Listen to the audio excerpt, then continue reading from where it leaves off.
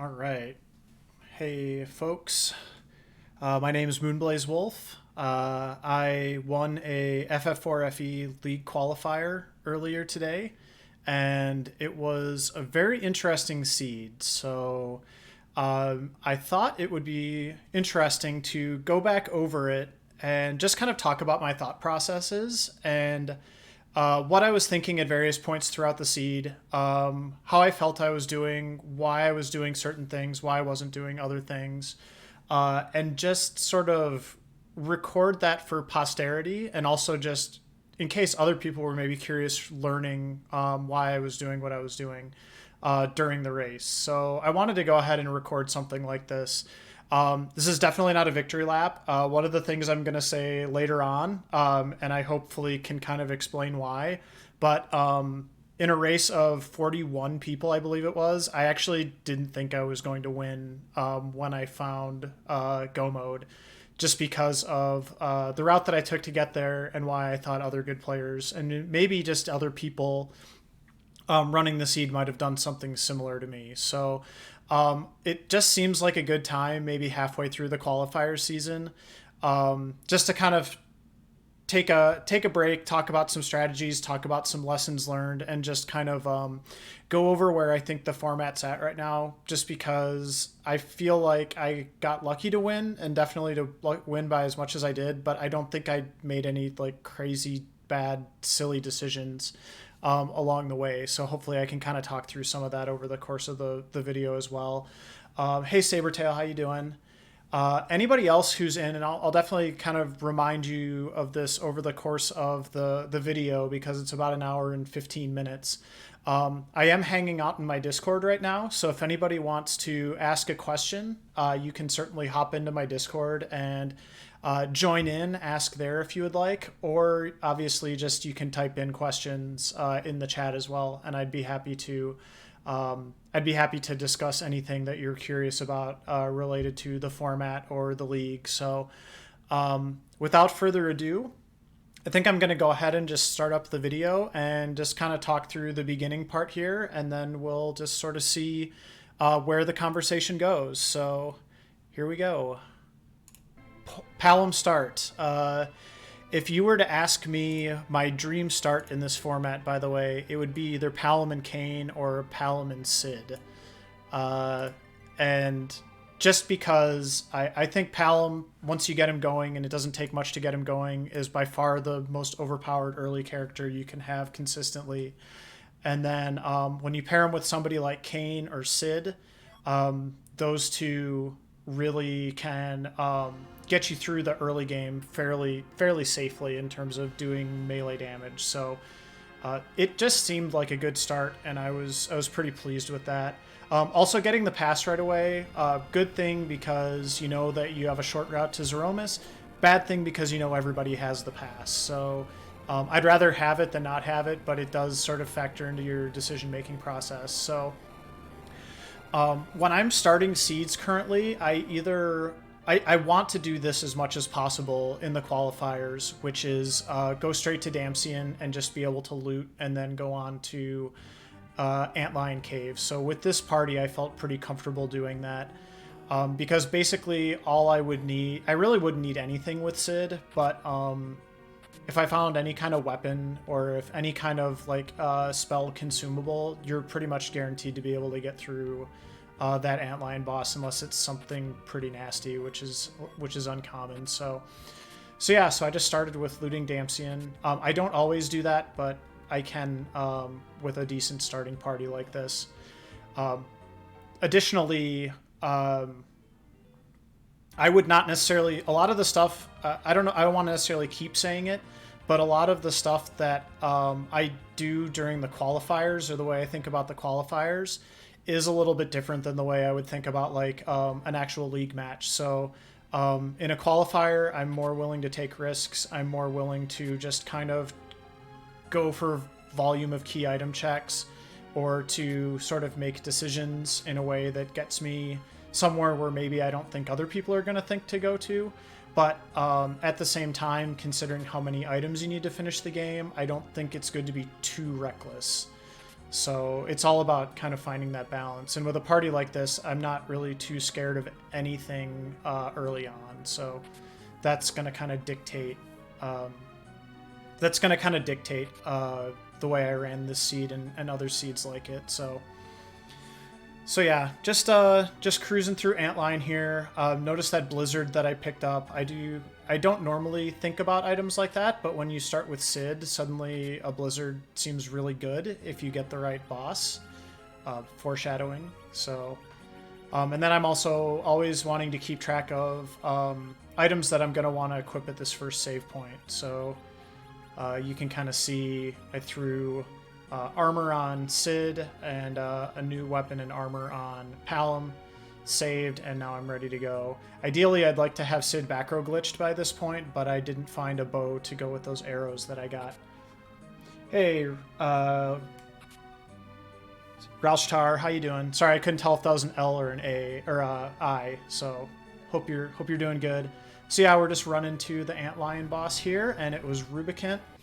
I had picked up that blizzard on my way through, so I knew my first turn with Sid I wanted to use that.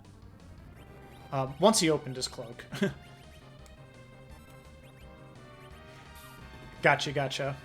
And yeah, obviously with those are hit point based, so I knew it was pretty much going to kill him.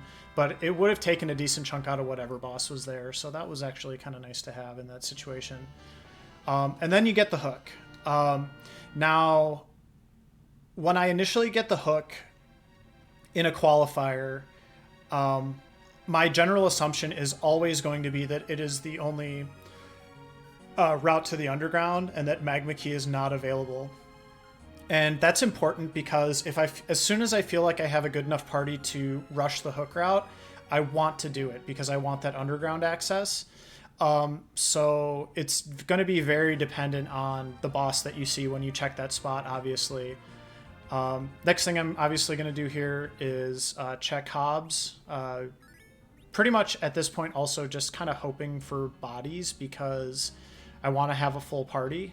And I know that I've got a character waiting for me in Eblin, so between this character, the Baron Inn character, and the Eblin character, I know I can get to 5. So it was Tella. I actually like having Tella early on in Seeds because he has exit, and also, as you'll see,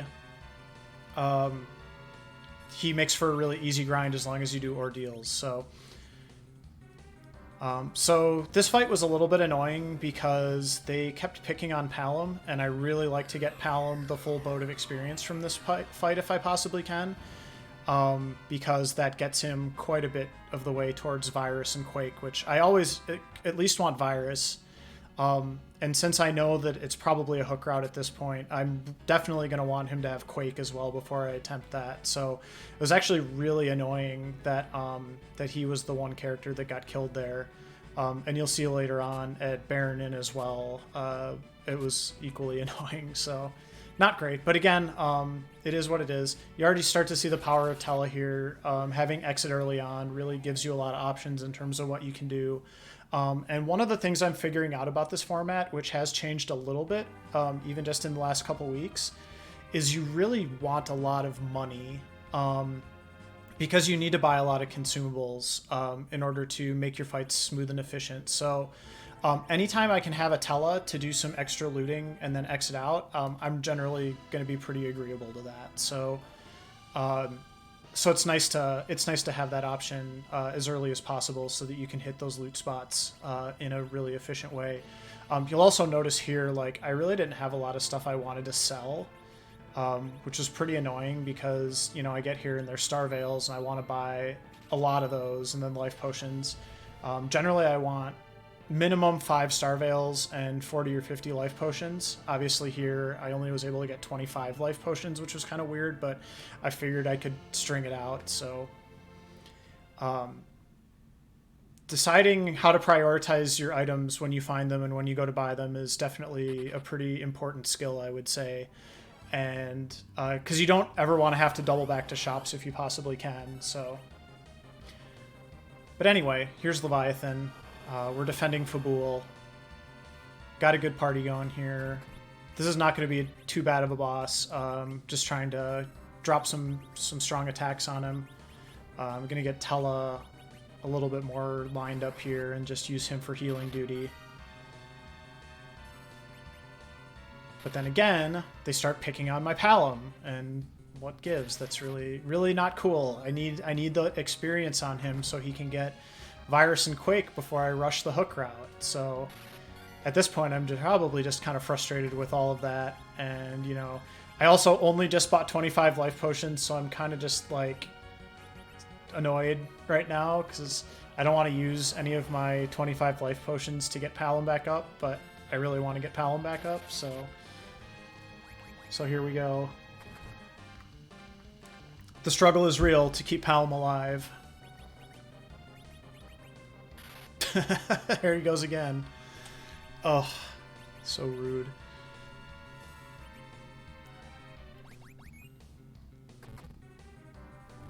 Did actually get him back up for that one, but took a little bit of extra work there.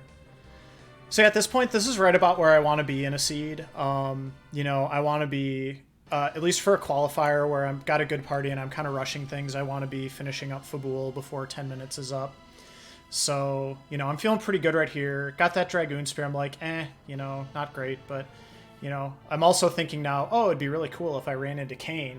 And also keep in mind, I haven't even checked the Baron in character yet because I haven't even, I went straight to Damsian. So I'm kind of like hoping to find Kayn at this point. Also really happy getting that Zeus Gauntlet, obviously. So that's going to be good right away. And, you know, just doing a little more looting here. Not too much else to say, really.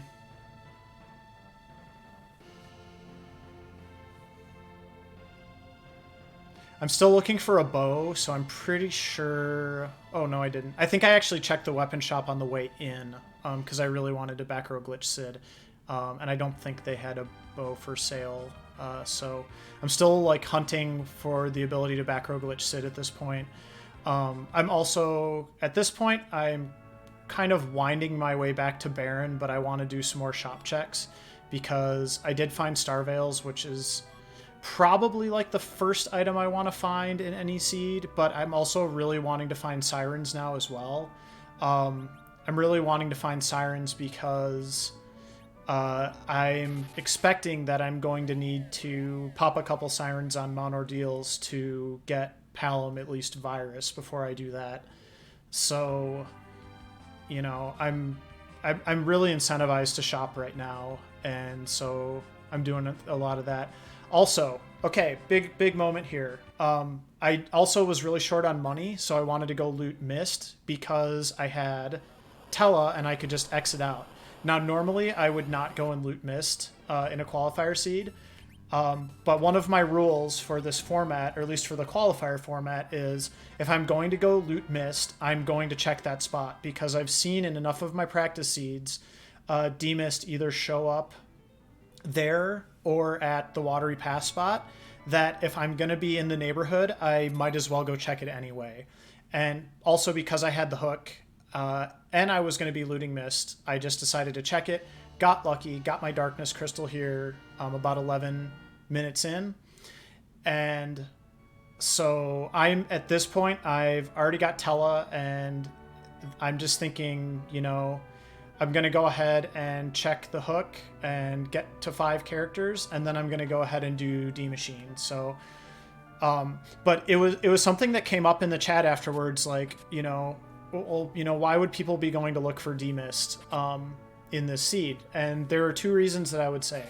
Again, first of all, because you have Tella and you can exit out of Mist Village, you're probably going to be in the neighborhood anyway. If you're in the neighborhood of Mist Village, you should probably just go ahead and check the Mist Cave just to check it off your list, in my opinion. But also then, once you get that hook, you probably want to check. Maybe not anyway, but at least once you check the hook route and you see that Kanazo was the boss in the Rubicon spot, like, I would be checking literally everything in order to ensure that I didn't have to necessarily go through that Kanazo if I didn't have to. So third reason would be if Fu was around somewhere. So if you have any of those 3 criteria, I think it's pretty reasonable just to pop in and check. Did see I got my bow there finally, so I can back row glitch Sid. But otherwise, I'm probably not going to check that. Like in a magma key seed, there's no way I'm checking for that spot unless it's because I have foo. It's very low percentage, but also like you don't necessarily need to, because I mean the odds of Demist being there for one thing, but then also like having something that's vital for finishing the seed is not typical. So it was definitely a little bit lucky, but I would also say the conditions of the seed really pushed me into wanting to check for Demist early. So I got a little bit lucky because of that. But if I was running this race and didn't check it right away, like let's say Tello was the hook character, I would almost certainly go back out and look for Demist before trying to tackle Kanazo, because oof, Kanazo is awful. So and I'm still like in big loot mode, by the way, too, because normally I wouldn't come in here and like loot half of Baron because I skipped it earlier, but I was so hard up for money and I knew I was gonna want to equip myself as much as possible before I went up to the moon, that I'm just scrambling around basically trying to efficiently gather as many resources as I can. So and now we're going to go ahead and first do shop checks, because I haven't found hourglasses yet, and then go ahead and do the boss in the inn. So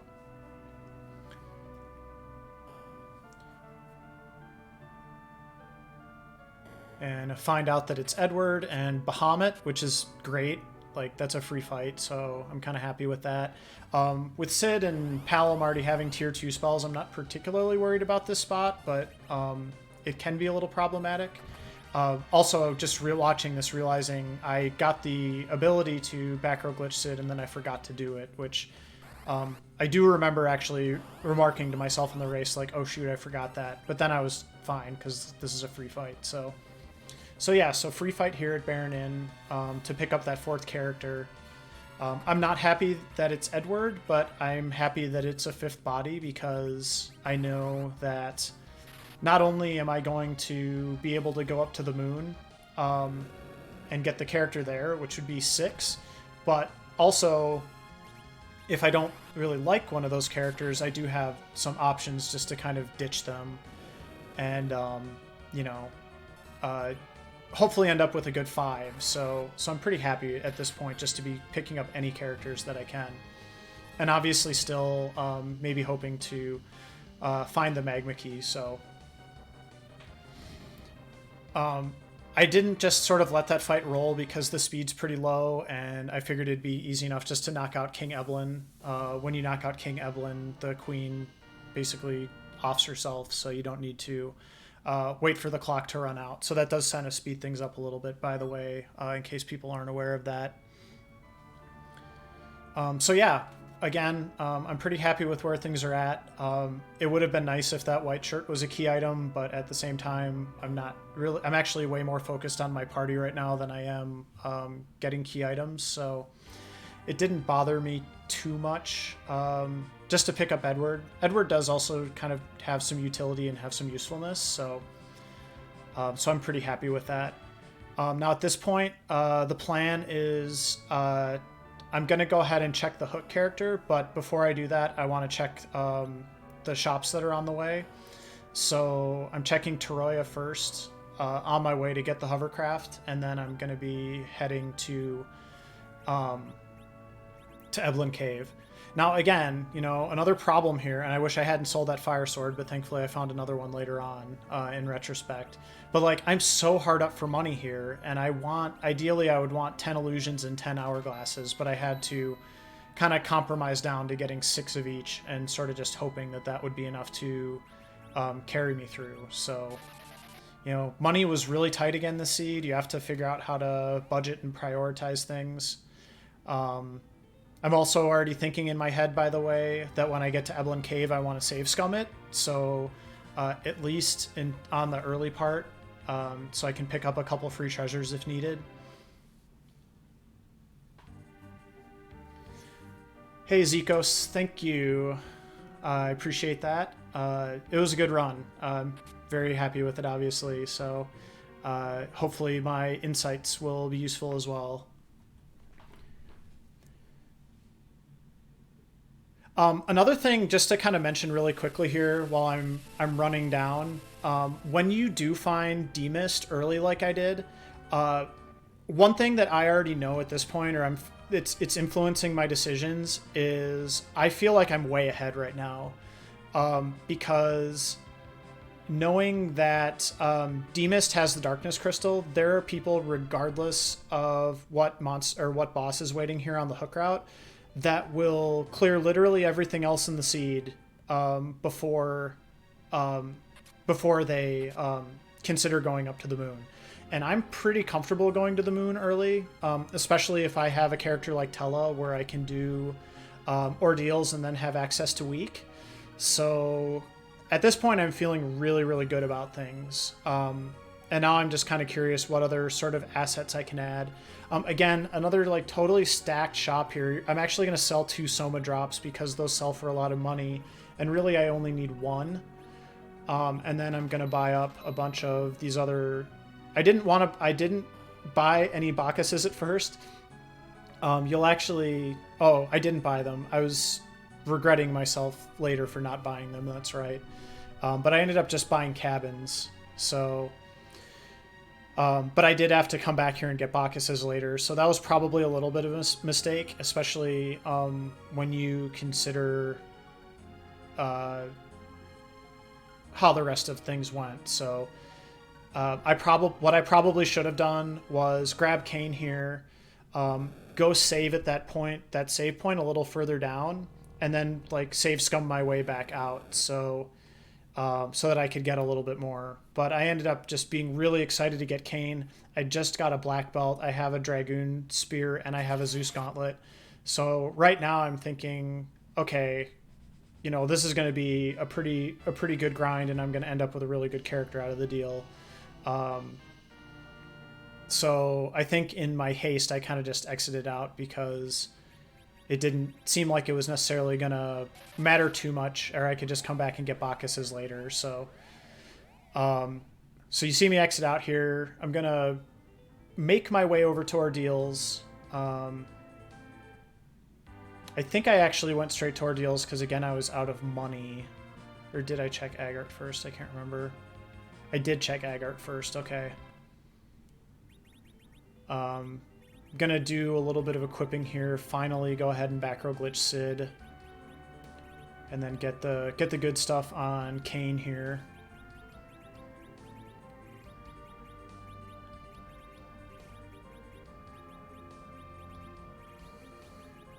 There's that Zeus Gauntlet. I also have a curse string at this point, so I know like I'm basically good for the Zeromus fight whenever I get to it. So that's always a nice feeling as well. Let's see what I sold here. Yeah, because I remember being like, oh, I can probably sell some stuff now. So that's why I was okay going to Agart and trying it out. So yeah, and I sold the Dragon Whip as well because I've got Kane with the Dragoon Spear. I don't really have to worry about that anymore.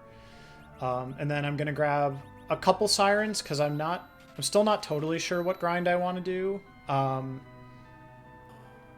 But I figure, at this point, I'd like to do D-Machine, but we'll talk about why I might have opted not to in just a second. D-Machine is not always the answer, even if you do have an early Tella. It's really dependent. I would not do a D-Machine grind unless I could get a slingshot out of it. So I actually ended up kind of doing a mini grind and then the D-Machine grind just to get that slingshot. You'll see in a little bit. I also wouldn't necessarily want to do a slingshot unless I had a really good incentive to do so with like a character like Palom, for example, where you end up with nuke at the end of the deal. So at this point, I'm feeling like, okay, I can just go up to the moon and I can either D-Machine grind, or I can do some Sirens, or I can walk around just fighting stuff, and I'm going to be good either way. So I'm going to have some good options regardless. And I did go ahead and pop the Lunar Whale first. I'm not 100% sure why I did that, other than I think maybe in my mind I wanted to check the Mysidia shop on the way to Ordeals. But after I popped the Lunar Whale, I was like, I'm just going to go ahead and go to Ordeals and then come back, which again isn't really optimized, but I was pretty excited at this point, needless to say. So we'll go ahead and run up Ordeals here. I need to get weak on Tella no matter what I do, so this is pretty much required at this point for my strategy. Also, as soon as I saw Kanazo, there's two things about seeing Kanazo in that spot. First of all, I know I'm going to go do my moon grind first, and I'm probably also going to just try to clear the moon as well. The next thing I know is a lot of other people are probably going to do that too. So in my head, just kind of roughly, because I remember I was thinking about this at the time and basically just threw out the seed, but I figured 50% of people probably, and again, another thing about the percentages is we're talking about a race that had 40 people in it. So when I say 50%, I'm talking about like 20 people, you know, and it only really takes like 1 or 2 people to beat you in order to not get one of these qualifier spots, because you really need to be like top 3 or 4 to have a chance. So when 50% of people in the race are probably just going to miss demist and not find that for a while. 25% of people are probably going to find demist and still choose to go underground first anyway. And then there's going to be 25% of people that do what I do, which is going to be find demist, find the darkness crystal, have Tella, go unlock Tella, and then go up to the moon and grind and maybe even clear the moon. So I did not think in any way, shape, or form that I was alone in this strategy and that I'd like somehow figured out something that nobody else had. I figured I had some pretty good competition for running up to the moon and grinding, and then, you know, probably clearing the moon as well, because and I'll probably talk about this a little bit more later, but it just in general, like when you commit to the moon, you kind of have to clear the moon, especially early, because as soon as at least one of the go mode items is up there, or a chain item that leads to one of those go mode items back on Earth, that's how you get ahead. And if you just go up there and grind and then come back down, you're kind of just I wouldn't say you're wasting a lot of time, but you're not really optimizing the time that you're spending. And with 7 spots up there, it seems like a little bit better than 50-50 right now in my experience that part of go mode is up on the moon. So for me right now, especially in qualifiers, if I was to play anymore, I would continue to be probably wanting to go moon at what I would say at the right moment. But again, like you have to kind of make that decision and plan to be up there for the long haul, or at least, you know, until you get something that really, really incentivizes you to like come back down to Earth, like the pan or something like that. So I don't think that's anything new, but it's definitely a little bit different than maybe how I thought about the format at first, and just kind of observing and doing a lot of practice. It does seem like the moon more often than not has at least part of go mode or is required. It seems to me like it's maybe a little bit more than 50-50. It's certainly still not 100% of the time, but it's probably closer to like maybe 2 out of 3 that it seems like it's required. So I've, especially during the qualifiers, like I've been looking for opportunities to go early moon just because I think it's a good gamble based on what I've seen in my practice runs. So got the Baron key here. It's nice to find a key item. No particularly difficult bosses, and I'm just gonna go ahead and finish out this fight and then plan to head up to the moon. So Edward's gonna get in here for like a cool 500 damage or something like that. Always good to see. Good job, Edward. Just as a quick reminder, while I'm doing this fight, but then also running back down, if anybody has any questions, feel free to ask them in chat. I will be happy to answer them. I'm also on voice chat on my Discord, so if anybody wants to pop onto my Discord and kind of ask questions or make comments there, you know, as long as you're, you know, doing so in the responsible and mature way, I'm more than happy to kind of like voice chat through this whole thing as well. So, but yeah, so right now, again, I'm feeling like this is the right play, and I'm feeling pretty good about where things are going at this point. But again, keep in mind, I definitely don't feel like I'm alone in this, and I'm suspecting, based on, you know, what I've seen, that I'm not going to be the only person going early moon for sure. because of the Kanazo at the hook route. So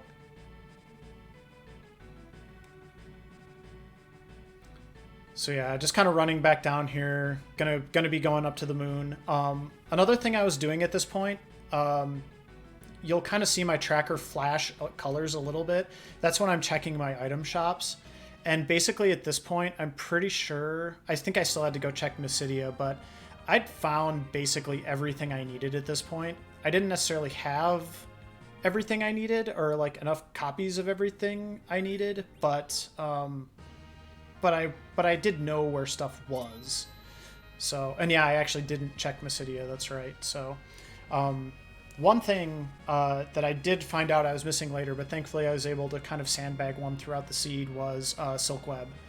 So, I'd never found Silkwebs in this seed. And I consider those basically required, so it's always nice when you have that one for the Zeromus fight. By the way, Big Dunka, you should definitely add Silkweb as its own thing to your tracker, just saying. So at this point, I'm still not 100% sure what kind of grind I want to do. I'm checking this character, and then I'm going to figure out if I can slingshot them or not. My levels were kind of borked at this point, but I was definitely happy to see another Kane. And Kane is going to be pretty easy for me to slingshot, and then what you'll actually see me do later as well. By the way, Pink Kane, fantastic sprite, Scala Kitty. If I can do the slingshot, then I can go ahead and just move like the really good stuff onto him as well. So I was definitely just very happy to find another Kane. Now I'm actually going to run down, because I knew my levels weren't set up for a slingshot, but I felt like I had to slingshot at this point. So what you're going to see me do is I'm going to run down here. I'm going to do one Siren fight, and I'm going to kill Palom and that level 10 Kane, who are the two characters that I wanted to slingshot. And I actually ran past the Siren spot, but that's okay. But I needed that 10 level gap so that they got the triple XP from the D Machine fight. So that's all I'm thinking here is I just need to go ahead and I've got Tella, he's got weak. Let me just go ahead and get one or two grind fights under my belt, and then I'll be able to do the slingshot, and then after that I'll be pretty much set.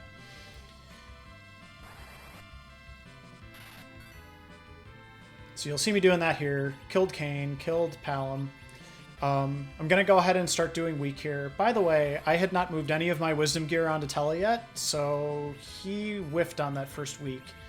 And I only had 2 more in the hopper, so it's a little nervous here.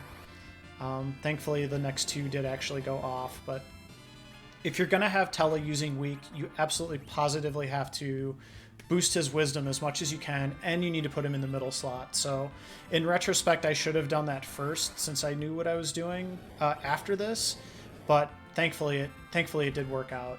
Worst case scenario, I would have been able to Berserk Kane, and he would have taken them down with the Dragoon Spear pretty quick. You'll see me do a quick level check here just to verify that my I mean, you didn't see me do it because I was also casting Exit, but I was making sure that I had that 10 level gap on Palom so that I could do the slingshot, and I think it was exactly 10, so I was like, perfect, let's go do this thing. Thank you, Hotbot, I really appreciate that. It was a fantastic run, so feeling really happy and fortunate with how it went. So, and hopefully, you know, sharing a little bit of my commentary and some kind of my general thoughts on the format is helpful to people as well. So I definitely got lucky in this seed, but I would also say regardless of where the go mode items were, this was the correct thing to do in order to put yourself in the best position to win, because as I'm sure a lot of people found out today, Kanazo at the Rubicon spot is absolutely miserable, and you don't want to do that. So if there's any way you can get around having to do that, you want to. So, like I said, it would be interesting just to go back and do a poll, see how many people actually went to the moon and did their grind first. But I suspect most people tried to go to the moon and at least do something up there before Kanazo. Or not most people, but everybody who found Demist probably at least did a moon grind or something, because you had Tella, you could do ordeals and then just go up and do it. So if you have not done the D Machine grind before, here's a good general rule of thumb. If your characters, so if you have less than 10 key items and your characters are going to be getting that double slingshot, so they have the 10 level gap. So right now I know that Palom and Kane have the 10 level gap, so they're going to be getting the full bonus. You need 5 D machines in order to go from 1 to about 55 or 56, I believe. And then you can kind of adjust with life glitching. So at this point, I knew Palom was already level 18. I figured I only needed to do 4. And then that would get me at least to nuke level. There are calculators that you can use for that as well, but a good rule of thumb is if you're starting at level 1, do 5 with life glitches. If it's anything less than that, 4 with life glitches should be enough. And then obviously if you already have 10 key items and you want a slingshot, it's only like 3, so it's really not too much. But that's just a good general rule of thumb for the D Machine fight. So I got a good encounter pattern on my first attempt, so I knew that this was the fight based on the grid that's posted in the FF4FE newbie guide. So I was pretty much ready to go at this point. You'll notice Tella is now in the middle spot. I moved all my wisdom gear over to him. One other thing I did, it was probably a little bit subtle, but before I left Earth, I bought 1 Ether 2 because I knew that I was going to need at least an Ether to get through a full D Machine fight. You can use Psych, but it's kind of not great, and so I knew I was kind of good in that respect as well. So this felt like it was going to be pretty comfortable as far as a D Machine grind goes. Basically, you just need to keep these other characters alive, do as much life glitching as you can, and then just kind of get your pattern down. So you'll kind of see here, I knew after the first go through that Tella was going to go after Purple Cane, so I was ready to go basically, and just kind of get the rhythm going here.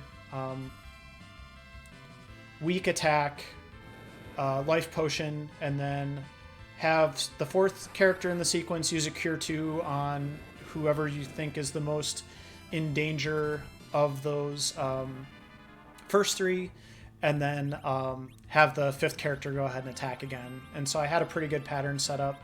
I actually wanted to Cure 2 a full round after that first one, just because I'd gotten beat on a little bit, and I wanted to just go ahead and use this as the opportunity to kind of get myself right.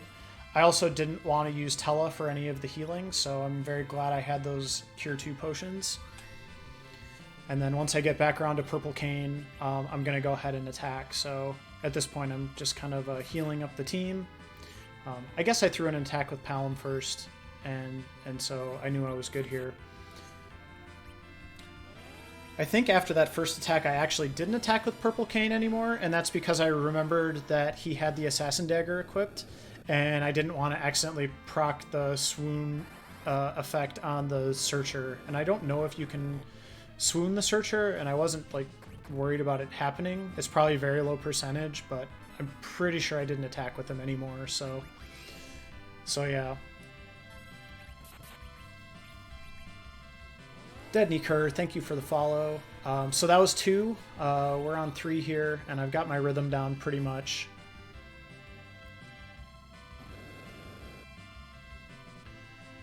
Not too much to say. You basically just want to make sure your life totals are at a good level. And also kind of know where you're going to stop. So like I said, I knew I was only going to do 4. So at this point, I know I'm basically done.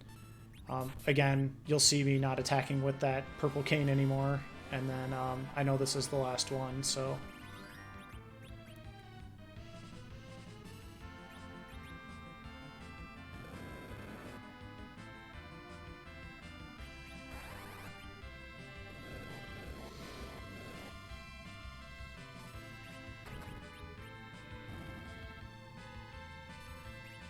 Last thing I have to do here is I have to get Tella some MP back, because the way you always want to end the fight is weak the Searcher and then kill it, so you don't accidentally end up with an extra Dragon Machine to deal with. So this is my way of finishing the fight here. Always a good way to do it.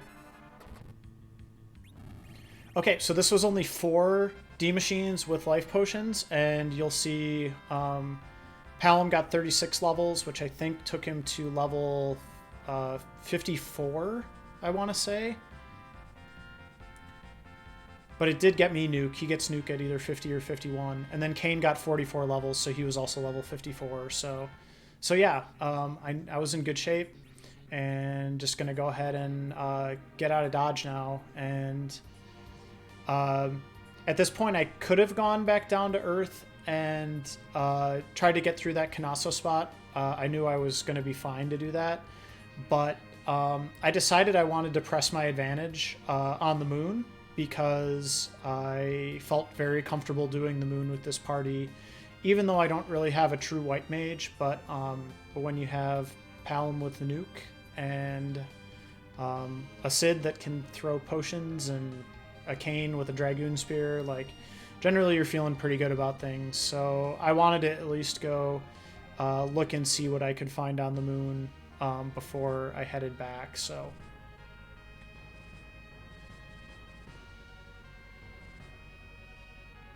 gotta land the thing in order to go back up, but that's all I'm doing there.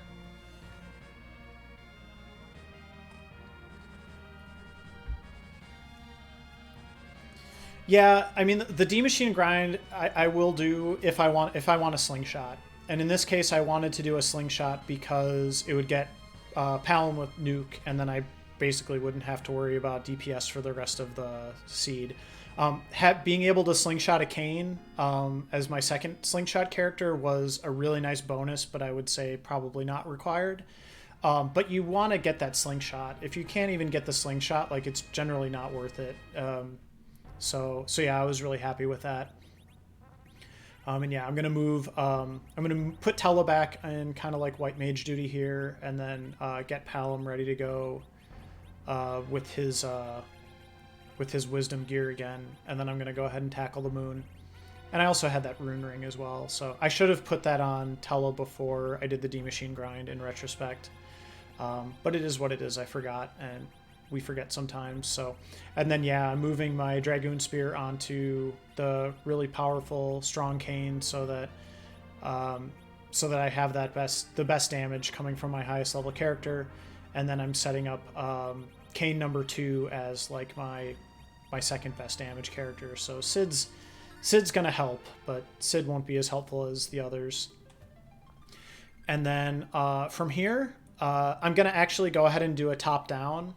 I don't normally do a top-down grind, but if my plan is to clear the whole moon, which it was at this point, I always want to go top-down because it's the most efficient way to go, as opposed to having to, run past the Wyvern spot, come back, exit out, run back in, and go to the Pale Dim spot. So in this case, I did decide to do top-down. If I'm in a situation where I'm just going into the moon, and I'm gonna grab the character and then start checking key item spots or grind, I'm almost always gonna go bottom up because there's a higher concentration of key item spots at the bottom. That's just my personal preference. It's not necessarily right or wrong, but that's just kind of the way I prefer to do it. It's definitely one of those things that plays into whether people are lucky or not. So, and then yeah, I found the water hag here, so free boss right off the bat, not a bad way to go. But again, another thing here, like, if you have people coming up from the moon to grind and check a couple spots, like, whatever's behind this water hag, like, people are going to get. And it doesn't take a lot of people, again, to sort of push you out of a qualifying position. So generally I'm like happy to see stuff like that, but I'm also just kind of like, oh, well, everybody can do that. So, that's not necessarily going to give me a huge advantage. But, just doing the checks, trying to do them as efficiently as I can, and yeah, just kind of get through this moon. So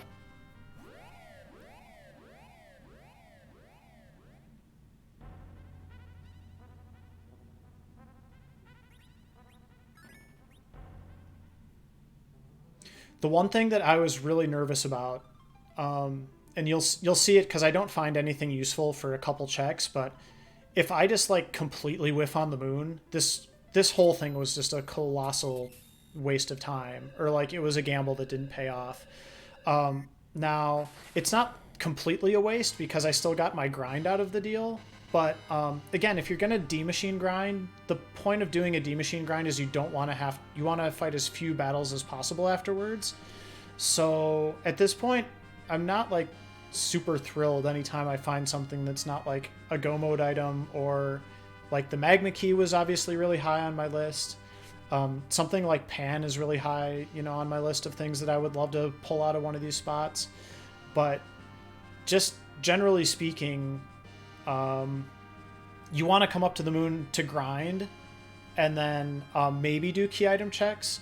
But if you're already fully leveled like I was, like I don't need to grind anymore. So I want to just kind of get through these spots as efficiently as I can and hopefully find what I need.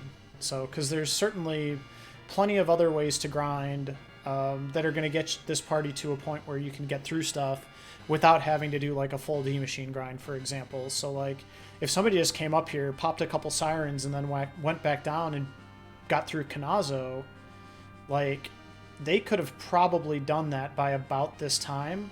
And I'm sitting here checking all these moon spots while they're clearing the underground. So it is still, what I'm doing here still feels like a gamble, but I'm really hoping, like I said, that as long as I find at least one go mode item, I'm going to be good. So that's really just kind of what I'm banking on here. I'm rearranging my spells here because I want to do that if I have a ways to go in the seed, I want to do that as soon as I can because it just saves you a little bit of time over the course of the seed. And then I'm going to go ahead and fight this spot.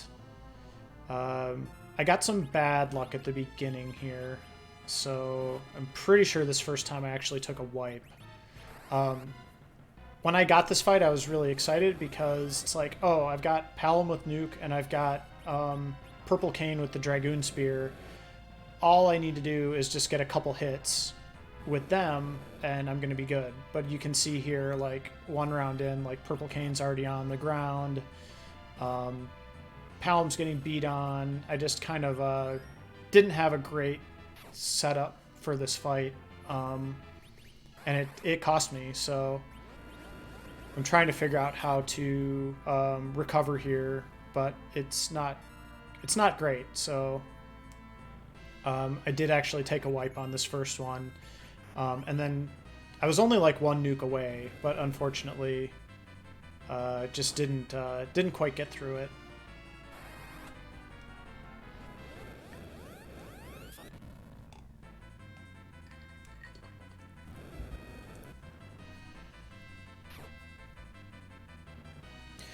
Yeah, that's very true. Again, I'll just kind of go back while I'm reloading for this fight. And you'll see the changes I made, by the way. I moved Kane up to the top 4th spot, and I actually healed my party because that fire does percent-based damage. So I was kind of putting myself at a disadvantage going into that fight by not being fully healed. And then, yeah, here's where I make the party change to get that Kane his action a little bit faster. But yeah, like, you're absolutely right. Like, as long as something is up here, I'm in a really good position. But again, keep in mind, I figured based on the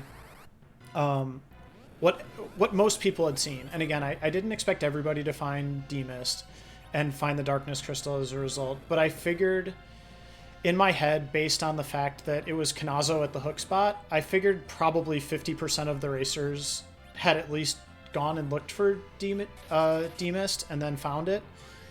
And so out of that, I figured half of them, so, now we're talking about like 10 people, probably decided to do exactly what I did, which is grind on the moon, and then maybe half of them stick around looking for key items, but definitely a few of them are just going to grind and then go back down and take out that Kanazo spot. So I was really hoping to find stuff. It did take a little while for those things to materialize, but I definitely didn't feel like I was like completely out of the woods here. Oh, by the way, Kane just one hit point, whatever. Just cane things. I did keep Tella alive this time too, which really helped actually. Good job, Tella. Yeah. Yep. Thank you, rounding error.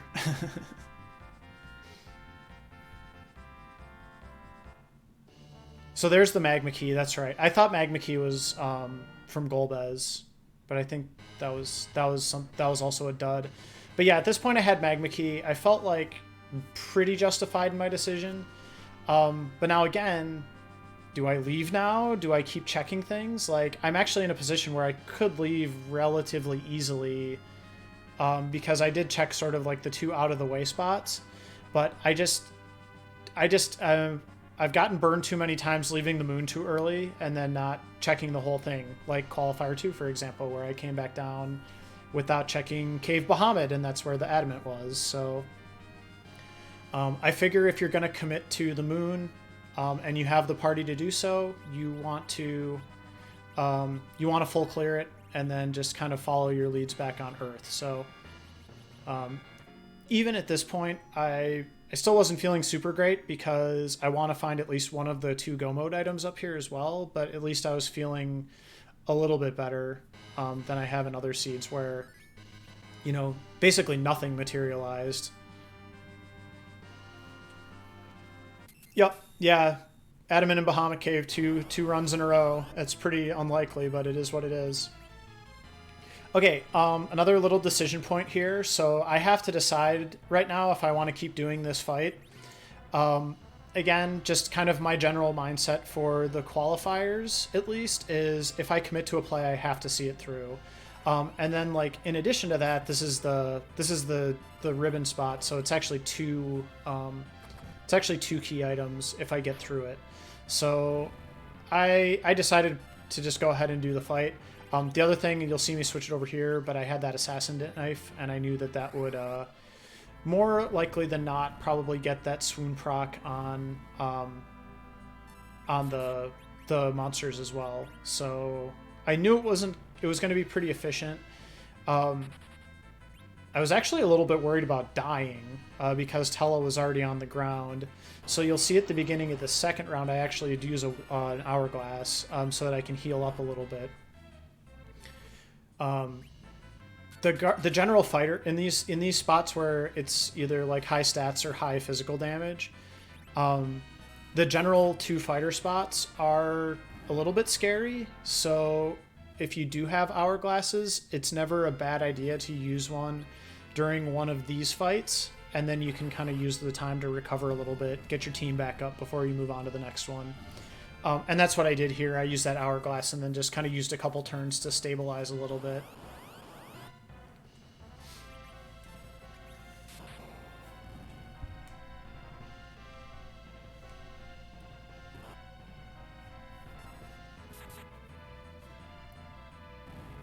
And there's that swoon proc. So again, you know, I knew I was going to get a handful of those. Assassin dagger is really useful. Don't ever sell it or get rid of it. Dragoon Spear, again, also really good. So this seed really had like great equipment that way, at least weapons wise. The armor, actually, I got pretty good stuff for the mages as well, now that I think about it. So all in all, pretty good gear in this seed. Can't really complain about that.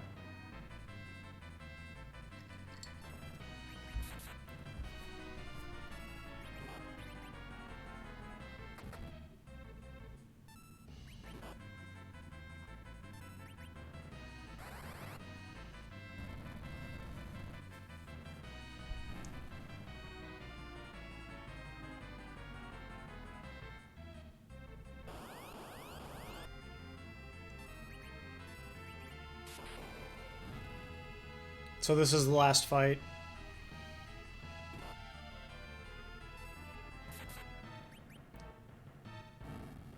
It does go pretty fast if you have the good, at least the good attack stuff. Fighting the gauntlet with mages in some of these kinds of spots is a little bit dicey, but usually if you have good physical fighters, it's not going to be too bad. And then Sadness, Ninja Shirt, and Sand Ruby. So again, like, thinking about that person who might be me that reset out of that fight. Like, I'm not feeling super great about that right now. Keeping in mind again that my goal is to finish like 3 or 4, so still haven't found any go mode yet.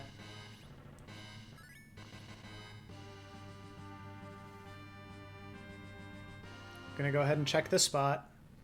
Just fought one really long, kind of obnoxious boss, and again we get another long, obnoxious boss with a cutscene. So again, like, in the back of my mind, I'm like, oh, if I don't find something up here, I'm putting myself so far behind.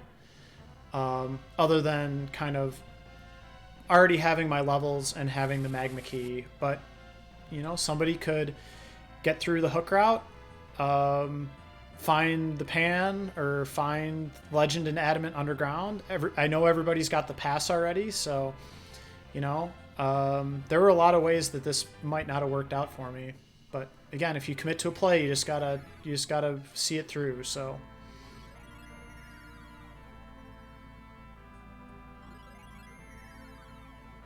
this is about the worst possible combination of characters I could have left alive here. At least Kane's fast. So, yeah. I mean, I think I would have actually... I think this is still better than Sid and Tella, but not by much, because I know I'm basically going to need to get my characters up. The nice thing is this spot has, like, no magic power whatsoever, so I wasn't particularly worried about characters dying to spells. It just might get a little bit sort of tedious getting Star Veils on people. And again, keep in mind, I had kind of had to cut corners at the beginning, so I only had 5 Star Veils at this point. And I thought I had Bacchus wines, and turns out I didn't even have Bacchus wines, so because I had skipped getting them when I was in Eblin, because I figured I'd have to come back through probably.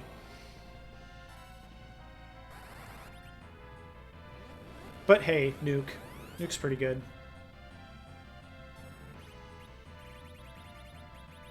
Yeah, this is where I'm looking for Bacchus wines and realizing I don't have any. It's like, oh, okay. Cool.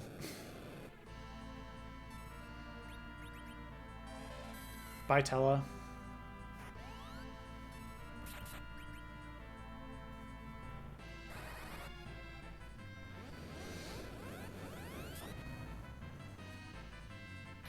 Yeah, not too much to say here. I've got the fight under control. I know one more nuke's gonna take care of things, so it's just kind of getting that off here.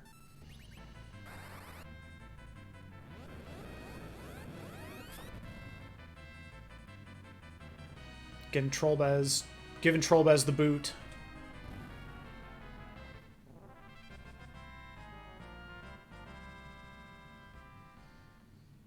And package sadness. So again, you know, getting a little nervous. I only got 2 checks left here.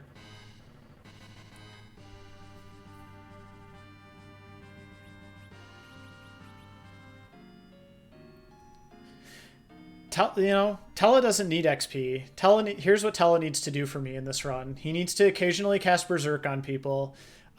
Maybe throw up a Cure 4 and then wear a Cursed Ring eventually, and be really, really slow in the middle slot. So I do not share your concern about Tella's well-being. But yeah, I got 2 checks left here. All I've got left is this one and then Cave Bahamut, so I'm just like, please give me something other than just the Magma Key.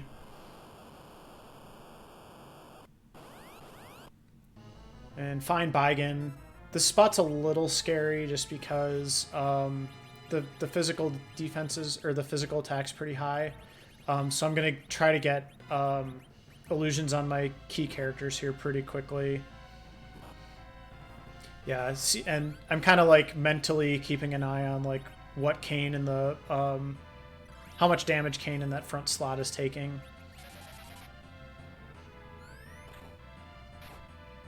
So one little optimization here, although I think it's very debatable, you could probably make a case for putting an illusion up on Palom right away. But I wanted to get a nuke on the body soon, because After you cast any spell on him, he's going to use his wall, and I want to be able to get one nuke on him, and then I can switch to either Quake or Meteo. In this case, I decided to go with Quake.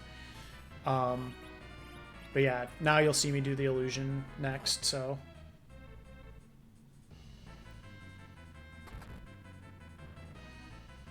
I definitely got a little bit lucky that Palom avoided some damage for those first couple rounds, but also Zeus Gauntlet really showing its worth here on my Purple Cane, who's already got punched in the face at least once, if not twice, and he's still hanging in there like a champ. And then Jump also kind of works as an illusion if you think about it, because you're not going to get punched while you're up in the air, locking in on your target and then coming back down, so...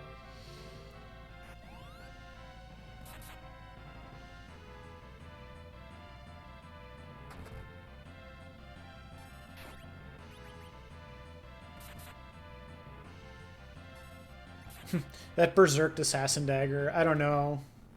I didn't really have anything better for him. I could have used like a Mute Knife, but it wouldn't have really done much good.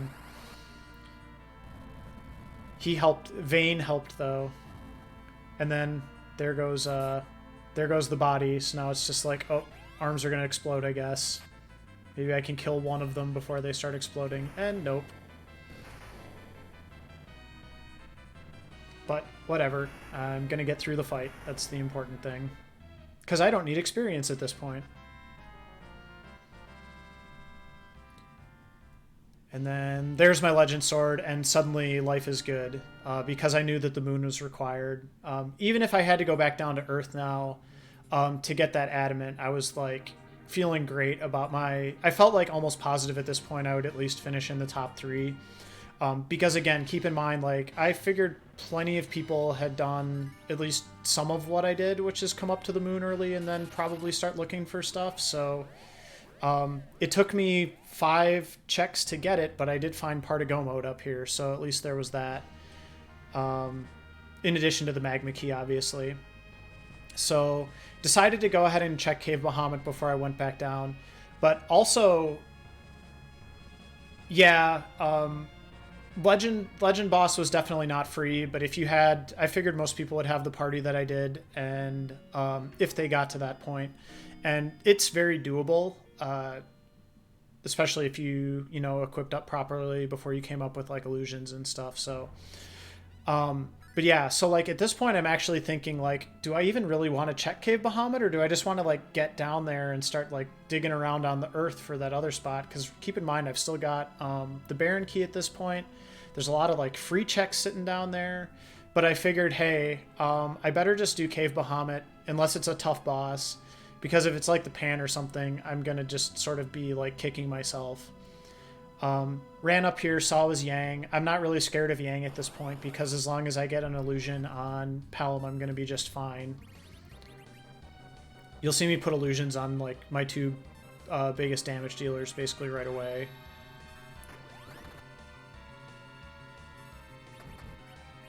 Yeah, I almost went for the early nuke again, but I was like, nope, not a good idea. And then we're going to Berserk DPS Kane, try to get him going before Tella inevitably bites it to kick attacks.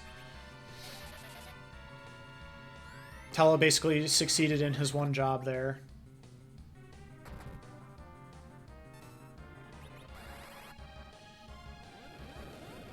So at this point, I know as long as I keep Palom alive, I'm going to be fine. So I'm basically getting, yeah, like I started using Sid as a healer just to sort of mitigate the kick attacks. And then I knew I was going to be able to get through this fight without too much trouble. Also, Palom with any kind of like high-end wisdom boosting gear is just absolutely ridiculous. So it's like quad 9s for days, which I'll take, so...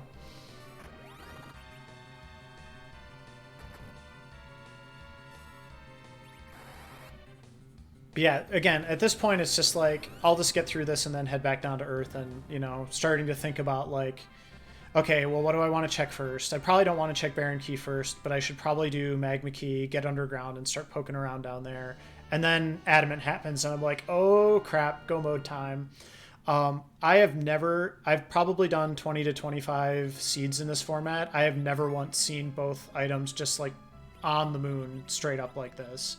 I've had seeds where one was on the moon and like one was through a chain item that you found on the moon, but I've never seen one where they were just like both up on the moon like that. So I would pretty much like stunned at this point. Also in the back of my mind again, just kind of keep in mind where I said I was at. Like, I figured I was pretty good shape for top 3 as soon as I found, like I said, like one of the go mode items. At this point, I'm like, okay, well, maybe one person, maybe 2 people can edge me out if they full cleared the moon faster than I did. Maybe if they managed their slingshot a little bit better than me, or if they just shopped better than I did, because you'll see me here, like I have to go buy Bacchus wines.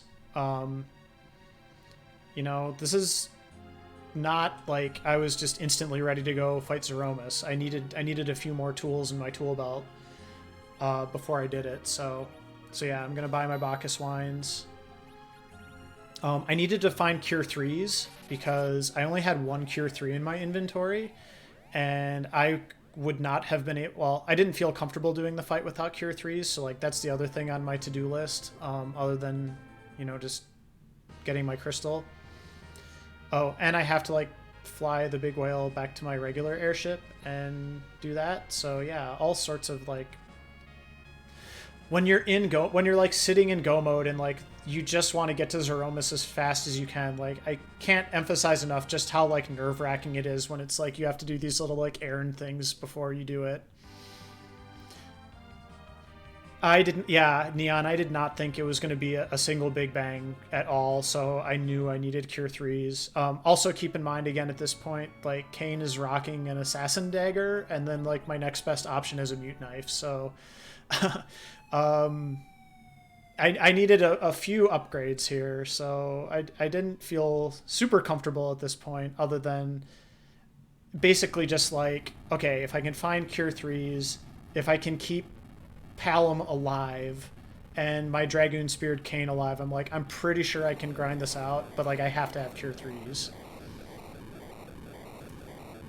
Oh, yeah, for sure. And I really, like I said, I don't feel like I did anything that was like so crazy in this seed that like somebody else that was thinking strategically couldn't have done the same stuff that I did. So I did not feel like in any way that first place was a guarantee at this point, especially when you had like, you know, there's so many good people, but like specifically in this race, you had like Chokasura was racing, Simbu was racing.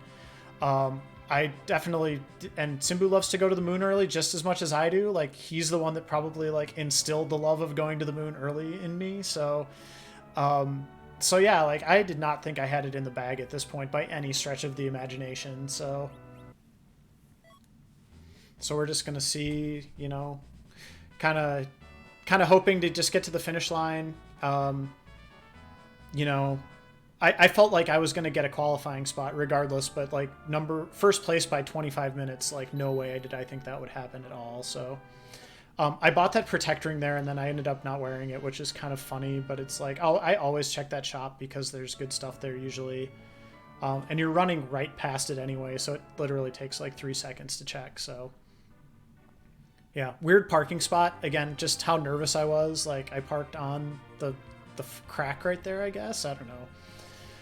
And now I'm going to find Cure 3s and hopefully a better weapon for either Kane or Sid. Because again, I didn't even mention that. My Sid's still using a wooden hammer. So I'm really just hoping to find like a better weapon for Sid or Kane up here. And then I think I got a fire sword. There's the earth hammer.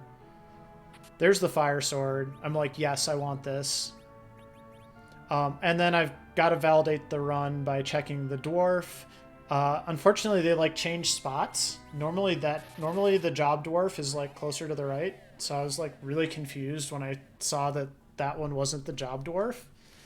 But yeah, so part 1 of 2 done. I found a better weapon for one of my melee characters. I actually found both, which was nice. But like looting that house like when you're in go mode is like insane to me otherwise. And now I'm just continuing the hunt for Cure 3s here. Thankfully, yep, A little more like nervous moment, like, oh my god, I have to like sell stuff, and then there's the cure 3s, so, you know, we're good. I'm just gonna buy as many as I can, and then get out of here. So, hey, Little Sharky, hey, Radiska, how you all doing? We're just wrapping up this recap here. I'm about to go run to Zeromus now that I've got kind of the things I need to hopefully go beat the game. Didn't feel super good about this fight, but like I felt like I said earlier, I was like, if I can keep 2 of my melee characters alive and I can keep Palom alive, I should be able to do it. So it's kind of just then figuring out like relegating, you know, who to relegate to like healing duty. Little Sharky, thank you, I appreciate that. Also, you know, it's just one of those things. Like, this was a really difficult seed. I got extremely lucky, but you know, there's going to be races in the future where that doesn't happen. So, you know, I'm glad that you finished it. That was really good that you did that. I'm like you. I never want to forfeit a race. So good on you for finishing. And you know, better luck next time. So, oh no, I know. But I did see that in the on the Discord, and I'm glad I got to, you know, say something to you, because I'm like you, like I never want to forfeit a race, and I thought that was really cool that you persevered like that. So I've been there. Like there's a Catalyte qualifier from the World Series where I think my time was like 3.5 hours or something. So yeah, I've definitely been there. But yeah, here comes the Zeromus fight. Not much to say really. It didn't feel super great about it going in, but definitely had my party met the minimum requirements for an attempt, so I figured I'd go ahead and go for it and just see how it went down, and then just if I had to adjust accordingly, I could do a couple eggs or something like that. Worst case scenario, I knew I had Rosa in the Kaipo bed and Sand Ruby, so I could go ahead and grab her, do a quick grind, and then I'd have an actual white mage, which would make the fight pretty trivial. So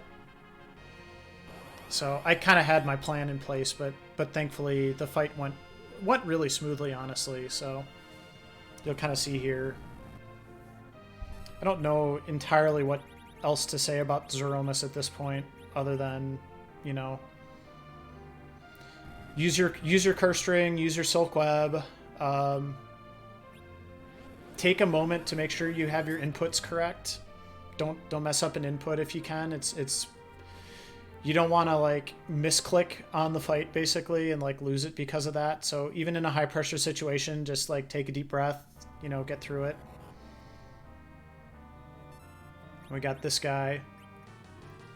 Got my Star Veil up on Sid, which was kind of my ideal target, and then I'm gonna go ahead and get my Bacchus Wine on my my Dragon Spear Cane right away. I'm always a little nervous about when I'm using Curse String, like just how fast Zeromus is. So like the moment I know that my Silk Web's going to land, I want to go ahead and use it. So I probably could have waited another round, but I ended up just kind of using it there, and that was fine. Thankfully, the counter nuke ended up hitting Sid also. Baron Von Derg, thank you for the raid. We're just we're finishing up our analysis of my race earlier. I tried to let Tella help there. I don't know if you caught that. Fire 3 on Zeromus. Unfortunately, he didn't get it off in time. Yeah, my Palom was just absolutely a beast at this point. He had a Charm Rod, a Sorcerer Robe, and a Rune Ring, so he was good to go. And then I decided to just, again, play the fight really conservatively. I've kind of got like my 2 main damage dealers going here, so I'm just going to make sure Cure 3s get on the people that need them, and, you know, then I can kind of up my offense a little bit here with the Bacchus Wine on the second cane. So, you know what, Baron? I appreciate the raid regardless, and I hope you had a nice stream. Thanks, I appreciate it.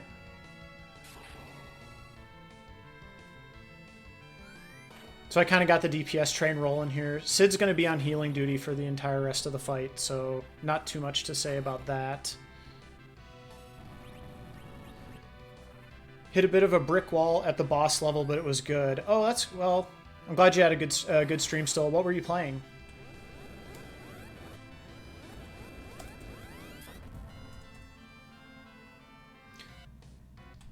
I see you may have been playing Zombie Army Trilogy, so have not heard of that one, but it sounds like some games I like. I'm a big fan of zombie games, Resident Evil and Last of Us and so on. So 4-player co-op horde survival. Ooh, that sounds kind of cool.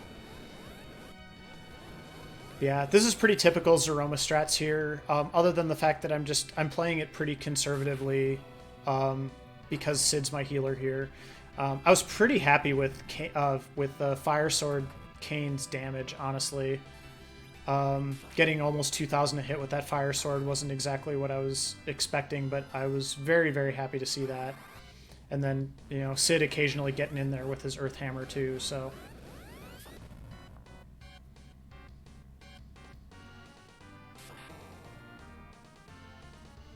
End here, and... Oh, never mind. A little later. He gets one more Big Bang off.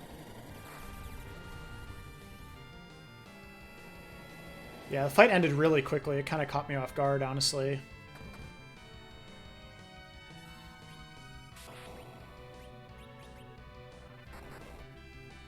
There it is. So yeah, I think my official time was 113:43, but yeah, that was a really great run. I was really happy with the result. GG again, thank you. But yeah, like I guess main takeaways from this, I would say, just in general for anybody else who's running this format, particularly in the qualifiers. I think out of the qualifiers, you're not necessarily going to want to do the same things or make the same kinds of maybe more risky plays, or like, you know, you might want to stick with the herd a little bit more is another way to think about it. But the big things I would say that really paid off for me in this race were just kind of thinking about what grind I wanted to do. So as soon as you get Tela or Fu, I guess, early on, like, you should probably be thinking about, like, okay, if I get a Darkness Crystal here, it's so much better just to go up to the moon and grind. So, you know, do I want to do a D-Machine grind? Do I want to do, like, a Gold Dragon grind or a Warlock grind? If you're going to do a D-Machine grind, make sure you get that slingshot, so get your levels in order. Pay attention to, like, where the seed seems to be wanting you to go, or maybe not wanting you to go, I guess in this case is all I would say. Because, like, Kanazo at Rubicon spot, like, I want absolutely nothing to do with that. And so, like, you should be looking for a way to avoid that if you possibly can. If it's not there, it's not there, but, like, you can't really bum rush it anyway, so you might as well just kind of take a few minutes, check for D-Mist, check to see if there's any other way to get the Magma Key or any way to get up to the moon. There's so many good options on the moon for even just gaining a handful of levels. You know, you can do stuff with hourglasses, coffins, weak if you have it. You don't even need weak, but if you do have it, obviously that's, in my opinion, probably the best option. But even if you just go up there and do, like, the hairdryer chest, or check a couple boss spots and, you know, find Water Hag, or find, you know, an easy boss or something, or just turn encounters on if you literally have nothing else that you can do, and just, like, walk around for a little bit and get yourself like 10 levels. You know, that's the way to go. It's in my opinion. And then the other thing I would say, and this is a little bit more, I would say, specific to the qualifiers, but it really paid off for me in this seed, is, like, if you commit to a play, especially something like the moon, but you could make the same argument for, like, if you get underground really early, or if you get off on, like, another kind of chain or something like that. But, you know, you got to commit to your plays, and you got to follow your item chains. So in this case, I committed to my moon play, and it actually worked out really, really well. Like, way better than I could have possibly imagined when I had 2 spots left to check up there and 0 pieces of go mode. So, you know, it's great when it works. It's not always going to work, but especially with the qualifiers where all you need is one good finish, you got to follow your plays and you got to kind of, see it through. Because if you leave it on the table up there, like on the moon or whatever, and have to come back to it, then, you're just kind of, half committed, and you're giving other people a chance to catch up. So, but yeah, that's pretty much it for me. I just wanted, like I said, to kind of talk about the seed a little bit. Again, it's easy to just say it was luck. I think I made a lot of smart decisions and then got lucky. I feel like I put myself in the best position to win based on the choices that I made, and that's what you always want to do whenever you're doing any kind of big race like this or an important race. Because, like I said, you gotta, in these qualifiers, you gotta make that, top 4, top 5 to have your Z-score hold up. So you gotta go with your plays and just sort of hope they work out. But that's probably it for me. I'm gonna go ahead and post this to YouTube later. So if anybody has any other questions on there, feel free to throw them on the YouTube comments, and I'll see you again for some league round robin matches really soon. So thanks for coming out and watching me kind of explain this. I'm gonna pop onto Twitch really quick here and see if we can find somebody to raid, and we'll pass the love on to somebody else here. So let's just see who is around and what they're doing.